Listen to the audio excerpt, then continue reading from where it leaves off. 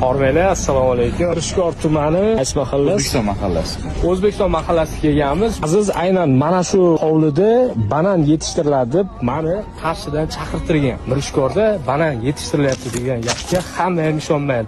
Shu qatori men ham ishonmadim. Odatda bizda faqatgina issiqxonalarda pomidor, bodring yoki gul ko'chatlari ekiladi. Banan yetishtirishyapti. So'rg'ilyapsizlarmi? Qanday taklif berasiz tadbirkorimizga? Bu hozir bir sut. 1 gektarlik issiqxona beraman. Infratuzilmasi borgan, suvdan qiynalmaysan, elektr energiyadan qiynalmaysan. Yur ukajon, o'sha yerga san bosh bo'lgin. Otasidan bir tiyin pul so'ramasdan buncha ishni qildi.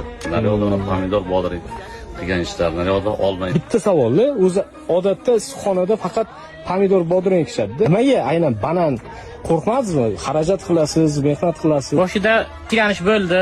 Internetda ko'ruv, bizani Qashqadaryo iqlimiga mos keladimi? Shuni yaxshi o'rgangan holatda shuni ekdim, gapni ko'rsatdi, hosil berib, meva berib boshladi. Yetishtirasiz, bozorda sotib olmaysiz. Banan bor, to'g'rimi? Yana qaysi mevalar bor? Pomidor bor, bodring bor, Ko'katlar bor. Xo'p, yanachi? olma bor, Uzum bor. olma, uzum, zardoli. 200 kilo mana bugun sotib ketdi. 5 ming so'mdan sotib keldingmi? 5 mingdan sotdim. 1 million so'mgami? 2 kunga 1 million. 15 million bo'ladi. Bu faqat bodringdan. Bodringdanmi? Hali bu yerda boshqa